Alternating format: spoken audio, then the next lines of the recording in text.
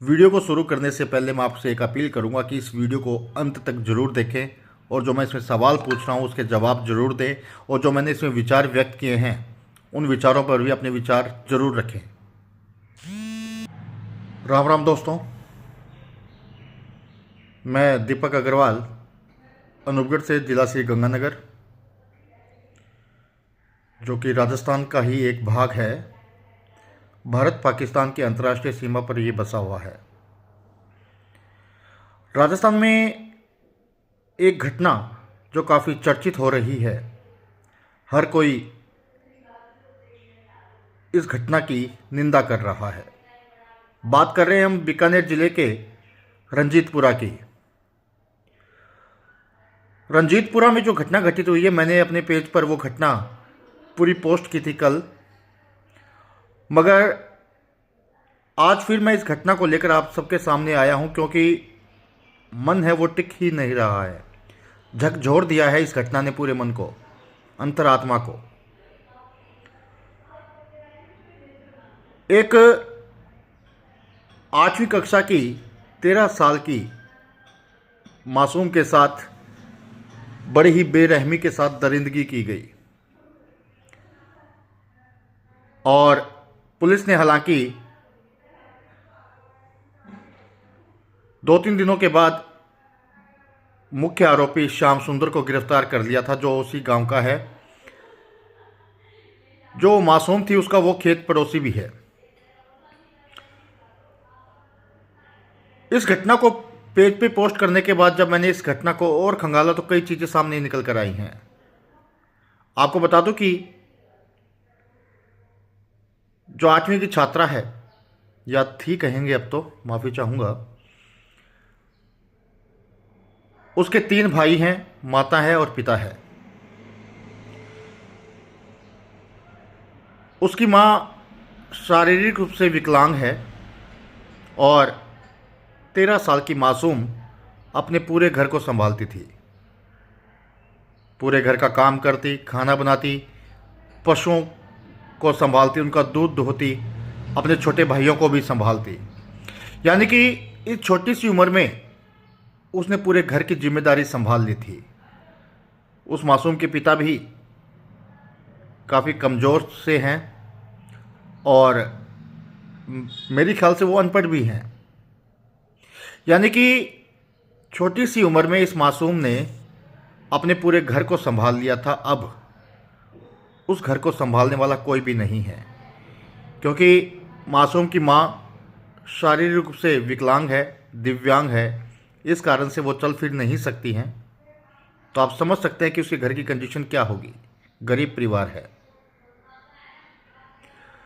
श्याम सुंदर, जिसने एक दरिंदगी जैसा काम किया है, दरिंदगी वाला काम किया है, उसे पुलिस ने हालांकि गिरफ्तार कर लिया है। हमारी न्यायपालिका उसे सज़ा देगी, माननीय कोर्ट उसे सज़ा देगा, वो एक बात की बात है। मगर क्या जिस तरह से उस मासूम ने अपने घर की जिम्मेदारी संभाल रखी थी, कोई दूसरा उसको संभाल सकता है?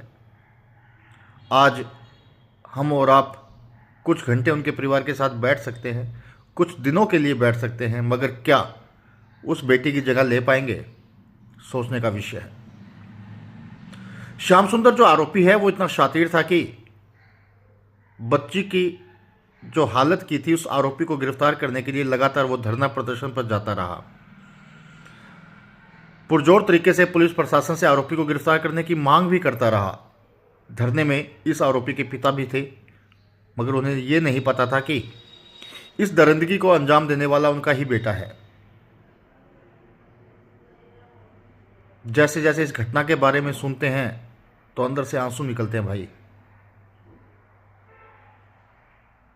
हालांकि सर्व समाज के सहयोग से आरोपी को गिरफ्तार कर लिया गया है। पुलिस ने बेहतर कार्य किया है और सर्व समाज के लोगों के द्वारा उन्हें आर्थिक सहयोग भी दिया गया है। क्या ये सब काफ़ी है? आरोपी ने सबसे पहले उस मासूम के साथ दरिंदगी की। दरिंदगी करने के बाद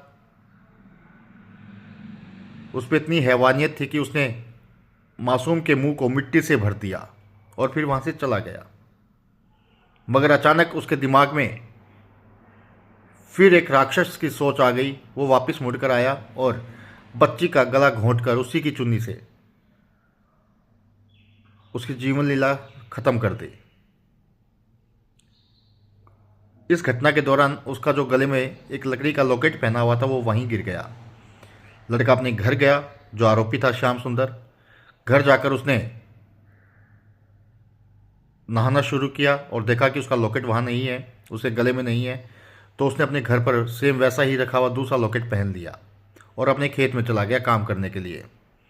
और जब परिजनों के द्वारा आरोपी को गिरफ्तार करने की मांग को लेकर धरना प्रदर्शन किया गया, काफ़ी लोग वहाँ पहुँचने लगे, तो आरोपी भी उस धरने में शामिल हो गया। लगातार थाने जाता, पुलिस वालों से बात करता, धरने पर विरोध प्रदर्शन करता, आरोपी को गिरफ्तार करने की मांग को लेकर अपने सोशल मीडिया पर पोस्ट करता, जैसे मैंने कल बताया था आप लोगों को। मगर पुलिस ने जो 10 टीमें गठित की थी, पुलिस को उस पर शक होना शुरू हो गया, क्योंकि वो जो लॉकेट था वो पुलिस को मिल गया था और वैसा ही लॉकेट श्याम सुंदर ने पहन रखा था। पुलिस उसे घर से जब गिरफ्तार करने के लिए आई या फिर लेने के लिए आई, तो वो बिना डर के पुलिस के साथ चला गया और पुलिस के हर सवाल का जवाब बेखौफ होकर, निडरता से, बिना डर के देता रहा। पुलिस भी अभी तक किसी निर्णय पर नहीं पहुंच पाई थी कि वो दोषी है या नहीं है। जब पुलिस की 10 टीमों ने अलग अलग उससे पूछताछ की तो पूरे मामले का खुलासा हुआ, क्योंकि लगातार एक ही झूठ सबके सामने नहीं बोला जाता, कहीं ना कहीं उसमें अंतर आता है। और ऐसा ही श्याम सुंदर के साथ भी हुआ। जब 10 टीमों ने उसके साथ पूछताछ की तो उसके बयानों में कुछ हेर फेर नज़र आया, उसके बयान बदले हुए नज़र आए। जब पुलिस को शक और ज़्यादा हो गया तो पुलिस ने सख्ताई से अपनी भाषा में उससे पूछताछ की तो उसने सारा सच उगल दिया। दोस्तों, ये जो घटना है ना, इस घटना से हम अंदाज़ा लगा सकते हैं कि हमारा समाज, हमारा राजस्थान, हमारा प्रदेश किस ओर जा रहा है, कानून व्यवस्था कैसी है। ठीक है, पुलिस ने कार्रवाई कर दी, मगर एक युवक के अंदर ऐसा घिनौना काम करने की आई भी कैसे? क्या उसे बिल्कुल भी डर नहीं था? क्या उसे ऐसा लगता था कि वो पकड़ा नहीं जाएगा? क्या उसे ऐसा लगता था कि कानून से वो बच जाएगा? नहीं। मगर उसके अंदर इतनी हिम्मत आई क्यों? कहीं ना कहीं हमारा शासन और प्रशासन भी इसमें दोषी है, मैं तो मानूंगा।